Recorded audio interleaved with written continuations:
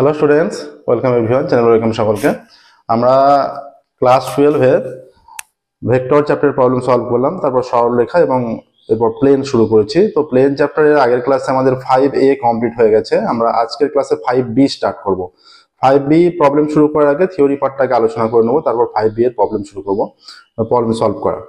যে সমস্ত প্রবলেম আমরা সলভ করেছি সমস্ত কিছু তোমরা আমাদের চ্যানেলের প্লেলিস্টে গেলে সমস্ত কিছুর চ্যাপ্টার ওয়াইজ সলভ করা আছে, সেখান থেকে সমস্ত কিছু সলিউশন পেয়ে যাবে। ক্লাস 9 থেকে ক্লাস 12 এর ম্যাথের সম্পূর্ণ সলিউশন করে দেওয়া আছে। আজকে আমরা প্লেনের প্রবলেম, প্লেন সমতল ক্লাস 12 এর পার্ট, এটা আমরা সলভ করা শুরু করব। তো তার আগে 5B এর থিওরিটা একটু আলোচনা করে নিই। যদি ধরো প্লেনের দুটো প্লেনের প্রথমে আসবো আমরা আজকে, দুটো প্লেনের মধ্যবর্তী কোণ নির্ণয় করা। এটা 3 ডাইমেনশনের পার্ট চলছে। দুটো প্লেন যদি থাকে 3 ডাইমেনশনে, তাদের মধ্যবর্তী কোণ কিরকম হবে বা কিভাবে আমরা নির্ণয় করবো। ধরো এরকম একটা সমীকরণ আছে, a1x b1y c1z plus d1 is equal to 0। এখানে a1 b1 c1 d1 এগুলো যে আছে, এগুলো 2 3 -5 9 যেমন কিছু ইচ্ছা মান হতে পারে, ঠিক আছে। আর একটা প্লেন যদি এরকম হয়ে যায় যে এই প্লেনটা ধরো এরকম, এটাও যেমন কিছু a2x plus b2y c2z plus d2 is equal to 0। এগুলো a1 b1 c1 d1 a2 b2 c2 d2 যে কোনো মান হতে পারে, ঠিক আছে।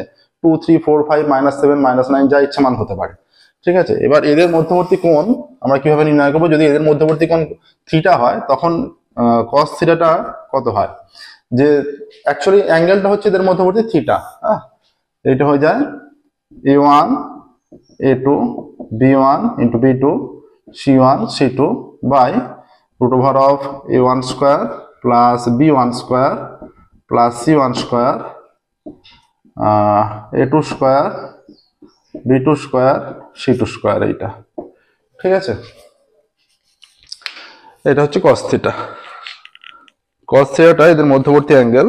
তাহলে এবার এদের মানগুলো পুট করলেই তার সিম্পলিফাই করে cos থিটার মানটা পেয়ে যাবে, ঠিক আছে। তাহলে সেই থিটাটা হবে, ধরো এই মানটা এলো যে হাফ, cos কত মান হাফ, cos 60 মান হাফ, তখন হয়ে যাচ্ছে cos theta equal to cos 60, theta equal to 60 degree, ঠিক আছে। তাহলে কোণ দুটির মধ্যবর্তী, এই তল দুটির প্লেন সমতলের মধ্যবর্তী কোণ হয়ে যায় 60 ডিগ্রি। এটা যদি এটা কার্টেসীয় ফর্মে আছে, যদি না থাকে ভেক্টর ফর্মে থাকতো, তখন আমরা কিভাবে কোণটা নির্ণয় করতাম। যদি ভেক্টর ফর্মে থাকতো আমরা কোণটা তখন কিভাবে নির্ণয় করব। তখন ধরো এখানে দুটো সমতল আছে, যে r vector dot n is equal two d1 মনে করো, ঠিক আছে। এটা ভেক্টর ফর্মে আছে। আর একটা মনে করো এটা n1, আর একটা মনে করো r ভেক্টর ডট এটা n2 ইজ ইকুয়াল টু এটা d2 মনে করো। তাহলে এদের মধ্যবর্তী কোণ যদি থিটা হয়ে যায়, এদের মধ্যবর্তী কোণ যদি থিটা হয়, তখন cos থিটা কি হবে, তখন cos থিটা হয়ে যাবে n1 ডট n2 এটা n1 ভেক্টর মডুলাস। তার মানে হচ্ছে যে কার্টেসীয় ফর্মে এনেছিলাম যে √of a1 square plus a2 square, এটার মানে ওটা, ঠিক আছে। আচ্ছা, n2 ভেক্টর এইটা, এখান থেকে থিটার যেটা মান আসবে সেটাই হচ্ছে ওই তল দুটির মধ্যবর্তী, মানে সমতল দুটির মধ্যবর্তী কোণ, ঠিক আছে। ভেক্টর ফর্মে থাকলে এইভাবে। এবার একটা সমতল ও সরলরেখার মধ্যবর্তী কোণ নির্ণয় করব। সেটা কিভাবে হবে দেখো, সমতল ও সরলরেখার মধ্যবর্তী কোণ। দেখো এখানে যদি এইরকম ফর্মে থাকে, কার্টেসীয় ফর্মে থাকে, যে দুটো সরলরেখা, যে আমরা সমীকরণগুলো দিয়েছিলাম, যে a1 x plus b1 y plus c1 z plus d1 is equal to 0, আর a2 x plus b2 y plus c2 z plus d2 is equal to 0, এরকম যদি দুটো সমতল থাকে, সেই সমতল দুটো লম্ব হওয়ার কন্ডিশন কি, সেই সমতল দুটো লম্ব হবে যদি এরকম পাওয়া যায়। এটা যদিও আমরা ফার্স্ট চ্যাপ্টারে 5A তে আলোচনা করেছি বা কিছু প্রবলেমও এর উপর সলভ করেছি। যদি a1 a2 plus b1 b2 plus c1 c2 is equal two যদি 0 হয়, এটা কোথা থেকে আসছে বলতো, সেই যে cos থিটার মানটা ছিল, যে এইখানে a1 a2 plus b1 b2 এরকম সামথিং মান ছিল, মানে এই মানটাই এখানে ছিল, বাই √of এটা স্কয়ার, মানে a1 square plus b1 square plus c1 square into a2 square plus b2 square c2 square. এবার cos এটা 90 ডিগ্রি হবে, cos 90 এর মান কত, cos 90 এর মান 0, তার মানে অ্যাকচুয়ালি এইটার মান 0 হয়ে যাচ্ছে। তাহলে এই উপরের মানটা যদি 0 হয়, তার মানে 0 বাই এনি নাম্বার 0 আসছে, তাহলে cos 90 তাহলে তাহলে cos এইটা পুরোটা 0 হয়ে গেলে cos 90 এর মান 0, আর পুরোটা 0 কখন হবে, উপরের মানটা 0 হলে, তার মানে এটা 0 হলে তখনই cos 90 এর মান 0, তাহলে থিটা π/2 হয়ে যাচ্ছে। তাহলে লম্ব হওয়ার কন্ডিশন এইটা 0, অ্যাকচুয়ালি এটা এখান থেকেই আসছে, ঠিক আছে। আর ভেক্টর লম্ব হওয়ার কন্ডিশন হচ্ছে ভেক্টর ফর্মে থাকলে এই যে n1 ভেক্টর ডট এই যদি 0 হয়ে যায়। এবার দেখো এরা এইখানে যেটা গেল লম্ব হওয়ার কন্ডিশন, এবার সমান্তরাল কখন হবে, সমান্তরাল হবে যে এইটা যদি হয়ে যায় a1/a2, এই কন্ডিশন আমরা আলোচনা করেছি ফার্স্ট চ্যাপ্টারে, এখানে আরেকবার আলোচনা হচ্ছে a1/a2 = b1/b2 = c1/c2 যদি হয়ে যায় তখন আমরা বলবো এটা সমান্তরাল, ঠিক আছে। এটা গেল ভেক্টর ফর্মের ক্ষেত্রে। কার্টেসীয় ফর্মের ক্ষেত্রে হয়ে যাবে এই যে n2 ভেক্টর = k একটা কনস্ট্যান্ট n1 ভেক্টর, ঠিক আছে। n2 ভেক্টর এর তখন আমরা সমান্তরাল বলতে পারি, বা কেউ বলতে পারো যে এখানে এইগুলো ভেক্টর কি একটা স্কেলার, কিন্তু বা কেউ এইভাবেও বলতে পারো যে n1 ভেক্টর = তখন p একটা স্কেলার, মনে করো p n2 ভেক্টর, এরকম ফর্মেও রাখতে পারো, এখানে p n সবই স্কেলার, ঠিক আছে। এবার দেখো এবার আসবে একটি সমতল ও সরলরেখার মধ্যে কোণ। সমতল ও সরলরেখার মধ্যে কোণগুলো যখন নির্ণয় করতে হবে, কোণ কি কোণে আছে, একটা সমতল ও সরলরেখা কি কোণে আছে। ধরো একটা সমতল হচ্ছে ax + by + cz + d = 0, এটা একটা প্লেন বা সমতলের সমীকরণ। আচ্ছা, একটা সরলরেখা মনে করো এইটা x - x1/l, y - y1/m, z - z1/n, এইটা হচ্ছে একটা সরলরেখার সমীকরণ, ঠিক আছে। এবার এদের মধ্যবর্তী কোণ কত হবে, সেই কোণটা আছে sin θ হয়ে যায় এই যে al + bm + cn /√a² + b² + c² into l² + m² + n², এইরকম, ঠিক আছে। sin θ এই মানটা, এটা খেয়াল রাখতে হবে, ঠিক আছে। sin θ এর মান এইটা আছে, তাহলে একটা সরলরেখা ও একটা সমতলের মধ্যবর্তী কোণ আমরা এই সূত্রের সাহায্যে নির্ণয় করব। আর যদি এটা ধরো যদি এটা ভেক্টর ফর্মে থাকে, যে সমতলটা দেয়া আছে কি, একটা সরলরেখা সাধারণত থাকে r = a + λb, এটা একটা সরলরেখার কন্ডিশন থাকে, এটা হচ্ছে স্থানাঙ্ক ভেক্টর, আর এটা দিক অনুপাত যে থাকে। আচ্ছা, আর এটা সরলরেখা আর সমতল থাকে r = nd, ঠিক আছে। r = nd, না r = n নয়, r.n = d ফর্মে, r.n = d এই ফর্মে, সরলরেখা আর সমতল। তাহলে এদের মধ্যবর্তী কোণ sin θ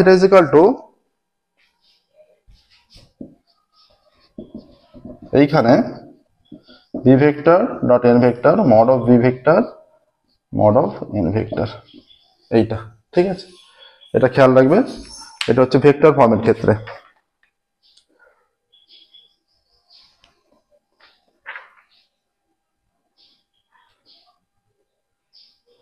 এবার দেখো একটা বিন্দু থেকে একটা সমতলের লম্ব দূরত্ব, এটা একদমই সহজ ব্যাপার। আমরা হচ্ছে যে ক্লাস 11 এর সরলরেখার উপর লম্ব দূরত্ব যে ফর্মের সাহায্যে আমরা নির্ণয় করতাম, সেই একই ফর্মের সাহায্যে সরলরেখার উপর লম্ব দূরত্ব একটা বিন্দু থেকে যে সরলরেখার উপর পুট করতে হবে বাই √/, তার স্কয়ার গুলো, সহগের স্কয়ার গুলো অ্যাড করতে হবে, সেইটা যেভাবে হতো, মনে করো যে একটা এরকম বিন্দু x0 y0 z0, আর সমতলের সমীকরণ ax + by + cz = d, বা cz + d = 0 লিখতে পারো।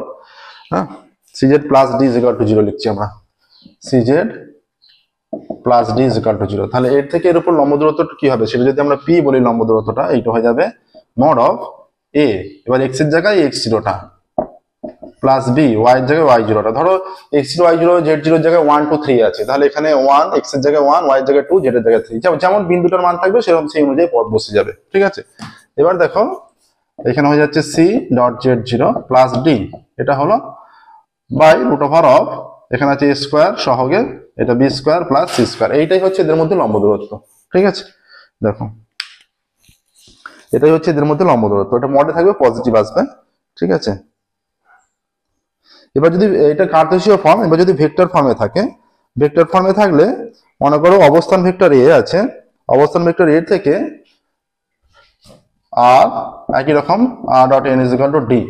অবস্থান ভেক্টর এ থেকে এই সমতলের উপর লম্ব দূরত্ব, অবস্থান ভেক্টর এ থেকে এই সমতলের উপর লম্ব দূরত্ব, এই এ ভেক্টর থেকে সমতলের উপর লম্ব দূরত্ব, এটা যদি পি আমরা একইভাবে বলি, এটা কি হয়ে যাবে, এই সমতলের উপর লম্ব দূরত্বটা হয়ে যাবে, তাহলে জাস্ট মানটা পুট করতে হবে, এইটা হয়ে যাবে, এটা এদিকে আছে বাঁ দিকে আসবে R vector dot N vector minus D by R vector N vector minus D হয়ে গেল, মাইনাস ডি বাই এখানে কি হয়ে যাবে, জাস্ট এটা মড এইটার, এটাই হচ্ছে লম্ব দূরত্ব। দেখো R vector N vector minus D by এখানে হয়ে যাচ্ছে মড এন, ঠিক আছে।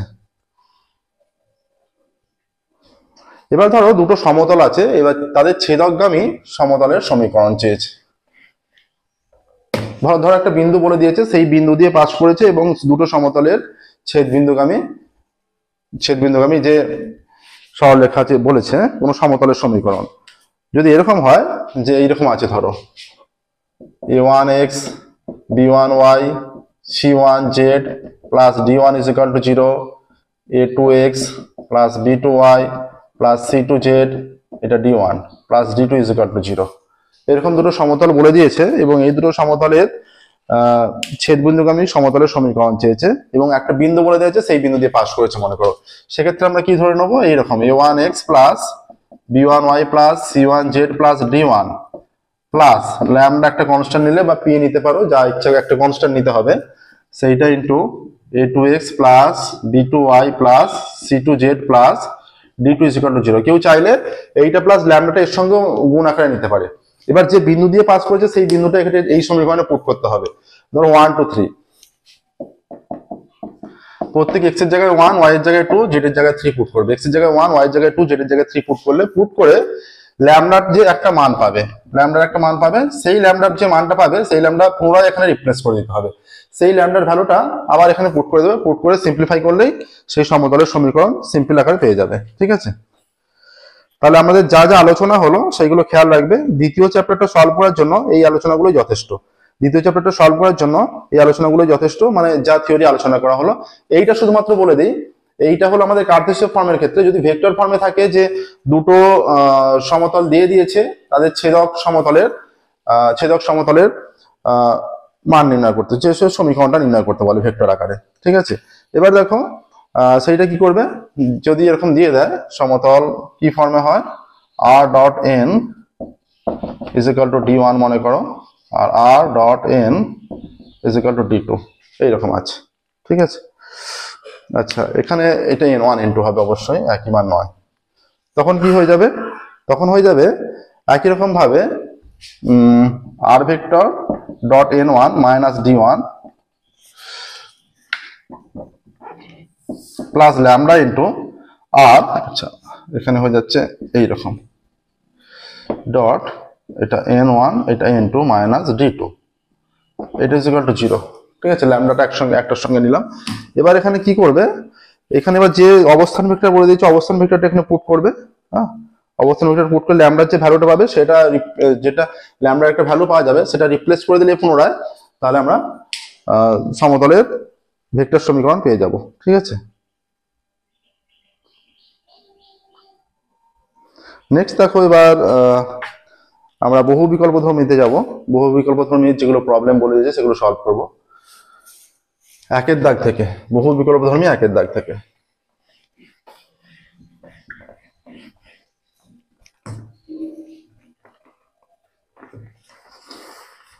একের দাগের কি বলেছে দেখো, 5b স্টার্ট করছি একের দাগ থেকে। একের দাগের বলে দিয়েছে যে x মাইনাস 2/2, দেখো এইখানে যে এমসিকিউ গুলো কিন্তু একদম ছোট ছোট এমসিকিউ নয়, এমসিকিউ গুলো একটু ক্যালকুলেশন করতে হবে, সেগুলো একটু বড় বড় আছে, ঠিক আছে। যে একটু বেশি ক্যালকুলেশন করার পর তারপর আমরা সলিউশনটা পাবো। একটা সরলরেখার সমীকরণ বলে দিয়েছে, x minus 2/2 is equal to y plus 2/3, x minus 2/2 y plus 2/3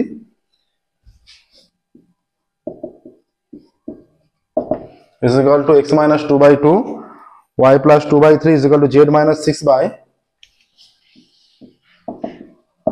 minus 6.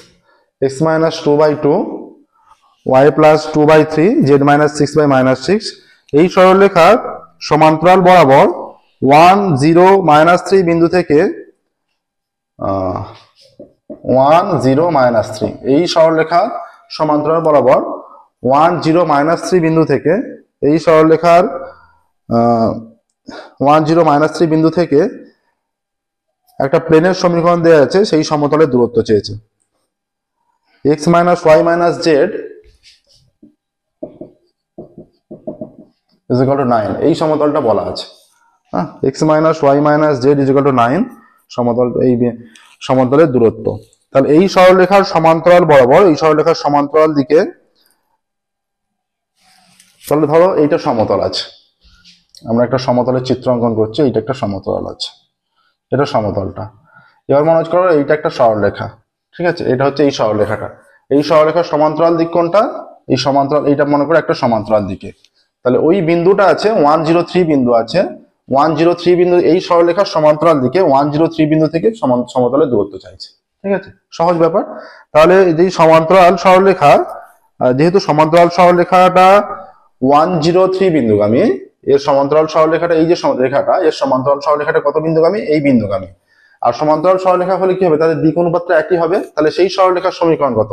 যেটা এর সমান্তরাল এত বিন্দুগামী, তার সমীকরণ হয়ে যাবে x minus 1 is equal to এটা y minus 0 is equal to z plus 3 হয়ে যাবে। মাইনাস আছে বলে মাইনাস মাইনাসে প্লাস 3। এবার সমান্তরাল সমস্ত সরলরেখার দিক অনুপাত একই হয়, তাহলে এখানে দিক অনুপাত 2 3 minus 6 এইটা হয়ে যাচ্ছে, ঠিক আছে। এবার দেখো এইটা is equal to যদি আমরা যে কোনো মান ধরে নিই, is equal to ল্যামডা ধরে নিচ্ছি, তাহলে এই সরলরেখার উপর, এই যে সমান্তরাল সরলরেখার উপর যে কোনো বিন্দুর স্থানাঙ্ক কত হবে? যে কোনো বিন্দুর স্থানাঙ্ক হয়ে যাচ্ছে এই যে 2 ল্যামডা প্লাস 1, এইটা হয়ে যাচ্ছে 3 ল্যামডা, আর এটা হচ্ছে মাইনাস 6 ল্যামডা মাইনাস 3। এবার এই বিন্দুটা নিশ্চয়ই প্লেনের উপরই অবস্থিত। এই যে কোনো সমীকরণ, যে কোনো একটা বিন্দু মানে এই প্লেনের উপর অবস্থিত বিন্দুটা আমরা ধরে মনে করতে পারি। এবার সেই বিন্দুটা তো প্লেনের উপর অবস্থিত, যেহেতু প্লেনের উপর অবস্থিত, এই প্লেনের সমীকরণ আমরা পুট করছি। এটা হয়ে যাচ্ছে 2 ল্যামডা প্লাস 1, এইটা মাইনাস 3 ল্যামডা হয়ে যাচ্ছে, কারণ এখানে মাইনাস আছে। আচ্ছা, এইটা এই মাইনাস দিয়ে গুণ হয়ে বসবে, minus minus 6 lambda plus 3 is equal two 9 হয়ে যাচ্ছে। 2 ল্যামডা মাইনাস 3 ল্যামডা, এটা 6 আর 2 8, এটা 5 ল্যামডা হয়ে যাচ্ছে, ইজ ইকুয়াল টু 9, এটা 3 আর 1 4 মাইনাস 4, তাহলে 5 ল্যামডা ইজ ইকুয়াল টু 5 হয়ে যাচ্ছে। তাহলে lambda is equal to 5 by 5, তাহলে ল্যামডা ইজ ইকুয়াল টু 1 হয়ে যাচ্ছে। দেখো ল্যামডা ইজ ইকুয়াল টু হয়ে যাচ্ছে 1। হ্যাঁ, এবার ল্যামডা ইজ ইকুয়াল টু যদি 1 হয়ে যায়, এবার কি বলেছে, তাহলে বিন্দু স্থানাঙ্কটা কত হয়ে যাচ্ছে? ল্যামডা ইজ ইকুয়াল টু 1 হয়ে গেলে বিন্দু স্থানাঙ্কটা কত হচ্ছে? এই বিন্দু স্থানাঙ্কটা হয়ে যাচ্ছে, এখানে যদি পুট করি ল্যামডা ইজ ইকুয়াল টু 1, যদি এখানে পুট করে দিই, এখানে হয়ে যাচ্ছে 2 আর 1 3, এই যে 2 1 2 প্লাস 1 3, আর এখানে হয়ে যাচ্ছে 3, আর এখানে 1 পুট করলে 6 1 6, ওইটা মাইনাস 9, এই বিন্দুটা হয়ে যাচ্ছে প্লেনের ওপর। কি বলেছে? এত বিন্দু থেকে সমতলের দূরত্ব, মানে সমতলের উপর যে বিন্দুটা আমরা সেটা বের করে নিয়েছি, সেই বিন্দু থেকে এবার ওই বিন্দুটা দূরত্ব, মানে এই বিন্দুটা, এই সরলরেখার সমান্তরাল দিকে, এই সরলরেখাটা হচ্ছে এই সরলরেখাটা, এর সমান্তরাল দিক হচ্ছে এইটা। এবার প্লেনের উপর বিন্দুটা হচ্ছে এইটা, এই বিন্দু থেকে দূরত্ব, এইটা মনে করো এইটা বিন্দু, এইটার দূরত্ব, ঠিক আছে। এর দূরত্ব নির্ণয় করতে হবে। তাহলে দূরত্ব কত হবে দেখো, অতএব নির্ণয় দূরত্ব হয়ে যাবে এইটা আর এইটা, এদের দূরত্ব রুট ওভার অফ 3 minus 1, তাই তো, 3 minus 1 তার স্কোয়ার, আচ্ছা, প্লাস 3 minus 0 তার স্কোয়ার, এই যে 3 minus 0 হয়ে যাচ্ছে, 3 3 minus 9 বিন্দু এসছে, তাই তো, 3 3 minus 9। এবার এইটা কত হয়ে যাবে? Plus minus 9 plus 3, minus 9 plus 3 তার স্কোয়ার, এত একক। এইটা হয়ে যাচ্ছে, এইটা plus minus 9 plus 3, minus 9 plus 3 তার স্কোয়ার। এটা 3 মাইনাস 1 2, 2 এর স্কোয়ার, এটা 3 স্কোয়ার, এটা মাইনাস 9 প্লাস 3 মাইনাস 6 স্কোয়ার, তাই তো, মাইনাস 6 তার স্কোয়ার, এত একক। তাহলে 4 9 36, রুট ওভার অফ 40 49, 7 একক আসছে। তাহলে এটা হয়ে যাচ্ছে একেরটা অপশন সি, 7 একক। দেখতেই পাচ্ছ যে অন্যান্য অনুশীলনীর এমসিকিউ গুলো যেমন মুখে মুখে হয়ে যায় প্রত্যেকটা, এখানে কিন্তু সেটা নয়, বেশ কিছুটা ক্যালকুলেশন করতে হচ্ছে। প্রথম অঙ্ক থেকে আমরা দেখতে পেলাম। 2 দেখো,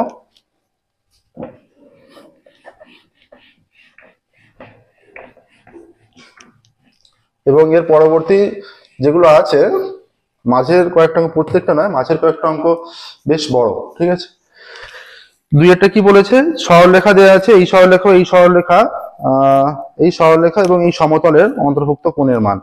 সরলরেখা আছে দেখো, R vector is equal to I plus 2j minus K, R vector is equal to I plus 2j minus K, এই ফর্মে আছে, প্লাস ল্যামডা কি আছে, I minus J plus K, I minus J plus K, এইটা আছে। এটা কি ফর্মে আছে, তার মানে এ প্লাস ল্যামডা বি যে ফর্ম হয় সেই ফর্মে আছে। এটাকে এইটা ভাবতে পারো, বিটাকে এইটা ভাবতে পারো। ঠিক আছে, এবার দেখো এরপর কি আছে, এবং একটা সমতলের সমীকরণ যে এটা R dot N is equal to D ফর্মে হয়, তাহলে সেটা আছে আর ডট এন এর মানটা কি আছে, এন আকারে 2i মাইনাস জে প্লাস কে,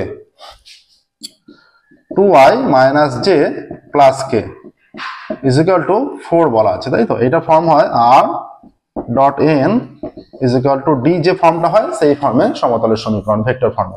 আচ্ছা, এখানে কি বলে দেওয়া আছে, এখানে বলে দেওয়া আছে যে এদের অন্তর্ভুক্ত কোণের মান। দেখো এদের অন্তর্ভুক্ত কোণের মান চেয়েছে, এটা আমরা একটু আগে দেখিয়েছিলাম। এটা তোমার চাইলে সমান্তরালও বের করতে পারো, যদি একটা সরলরেখা ও একটা প্লেনের অন্তর্বর্তী কোণ চাস।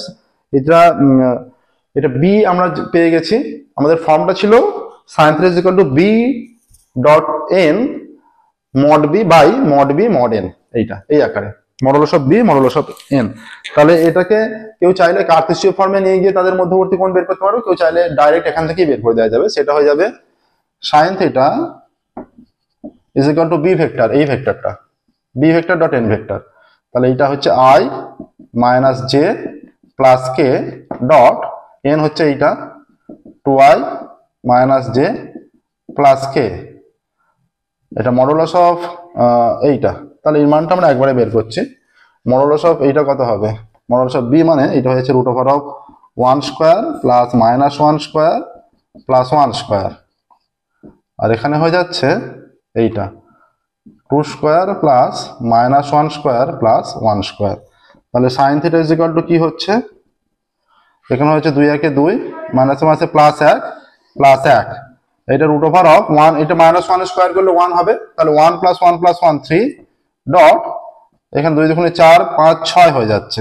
তাহলে sin θ ইজ ইকুয়াল টু কি হয়ে যাচ্ছে, 4 5 2 3 4 4 বাই এই দুটো একই রুটে নিয়ে এলে 3 6 18 হয়ে যাচ্ছে। তাহলে sin θ ইজ ইকুয়াল টু হয়ে যাচ্ছে 4 বাই এটার মানে কত 3 রুট 2, তাই তো।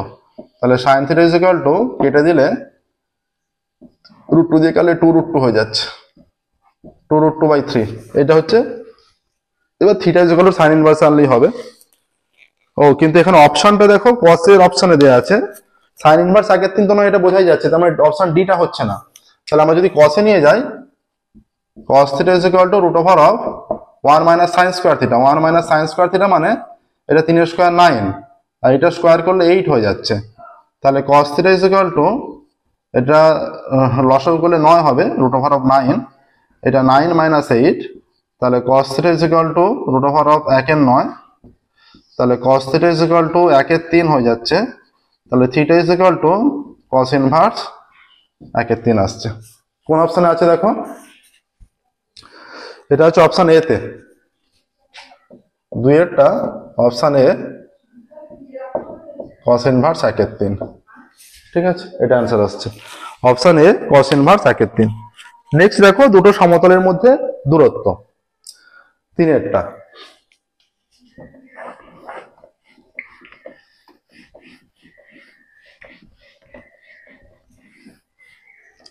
দুটো সমতলের মধ্যে দূরত্ব, একটা সমতল আছে x plus 2y minus 2z,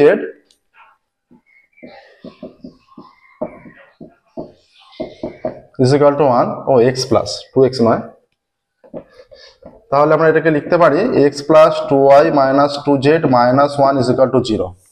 আর একটা সমতল কি আছে, 2x প্লাস 4y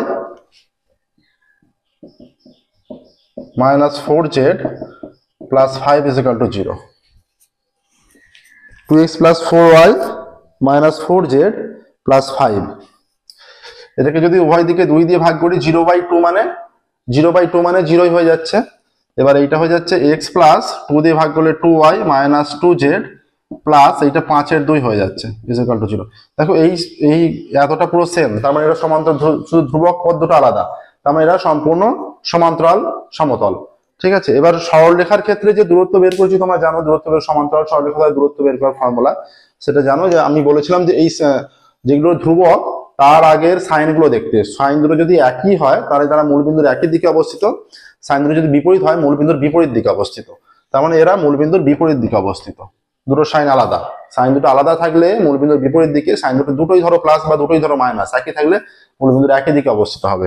এবার এরা যেহেতু মূলবিন্দুর বিপরীত দিকে অবস্থিত, তাহলে এদের মধ্যেকার দূরত্ব কত হবে, p ইজ ইকুয়াল টু এখানে হবে d1 প্লাস d2 হয়ে যাবে, মানে মূলবিন্দুর বিপরীত দিকে যেহেতু d1 প্লাস d2 এটা যোগ হয়ে যাবে 5/2 প্লাস 1। ঠিক আছে, এইটা হয়ে যাচ্ছে বাই এই পার্টটা তো পুরোটা এক, পুরো যেহেতু সেম, এই দুটো সেপারেটলিও করা যেত, যে এর দূরত্ব প্রথমে বের করে নিলে আর এর দূরত্ব প্রথমে বের করে নিলে মূলবিন্দু থেকে নিয়ে যোগ করে দিলে সেটা যা আসবে এটাও তাই আসবে। ঠিক আছে, এটা একইভাবে দেখো এর সহগ কিছু নেই মানে 1 তার স্কোয়ার, এর সহগ 2 আছে 2 স্কোয়ার, তারপর একটা জেড এর সহগ -2 আছে -2 তার স্কোয়ার, এত একক হচ্ছে। তাহলে চলে আসছে এখানে রুট ওভার অফ, এটা আসছে 1 প্লাস 4 -2 এর স্কোয়ারও 4 হয়। আচ্ছা, এটা সিম্পলিফাই করলে 2 লসাগু 2, তাহলে 2 লসাগু হচ্ছে 5 এর 2 7 হচ্ছে, বুঝতে পারছো নিশ্চয়ই, 2 লসাগু এই যে 5 প্লাস 2 7-এর 2 হয়ে যাচ্ছে, মডে প্লাস মানি এসে গেছে, এত একক। ইজ ইকুয়াল টু কত আসছে, p ইজ ইকুয়াল টু এখানে আসছে 7-এর 2 বাই 7-এর 2 বাই রুট ওভার অফ 9, তাহলে p ইজ ইকুয়াল টু 7-এর 2 বাই 3, তাহলে p ইজ ইকুয়াল টু 7-এর 2 ইন্টু 1-এর 3। ঠিক আছে, তাহলে 7/6 আসছে, দেখো এখানে 7/6, তাহলে কোন অপশনে আছে দেখো 7/6, অপশন সি তে আছে 7/6 একক, 3-এরটা অপশন সি 7/6 একক, দেখো অপশন সি তে আছে 7/6 একক, এটাই অ্যান্সার 7/6 একক। তাহলে দেখো 1 2 3 পর্যন্ত হলো। ঠিক আছে, 3-এর প্রবলেম সলভ হলো। ক্লাস 12-এর প্লেনের প্রবলেম সলভ করছি আমরা। 5A কমপ্লিট হয়েছে এবং 5Bর থিওরি পার্ট আলোচনা করে, থিওরি পার্ট সম্পূর্ণটা আলোচনা করে আমাদের হয়ে গেল বহু বিকল্পধর্মীর 3 পর্যন্ত। বহু বিকল্পধর্মীর 3 পর্যন্ত আজকের ক্লাস আমরা এখানেই স্টপ করব। পরবর্তী ক্লাসে এবং বহু বিকল্পধর্মীর 4 থেকে আমরা সলভ করা শুরু করব। আমাদের ক্লাস তোমাদের ভালো লেগে থাকলে ভিডিওগুলো অবশ্যই লাইক করবে, চ্যানেল সাবস্ক্রাইব করবে এবং নোটিফিকেশন অন করবে। আজকের মতো আমরা এখানেই স্টপ করছি। পরবর্তী ক্লাসে আমাদের চ্যানেলের প্লেলিস্টে যাবে, প্লেলিস্টে গেলে তোমরা সম্পূর্ণ সলিউশন ক্লাস 9 থেকে ক্লাস 12 এর সম্পূর্ণ সলিউশন পেয়ে যাবে। ঠিক আছে, আজকের মতো এখানেই স্টপ করছি। Thank you very much everyone.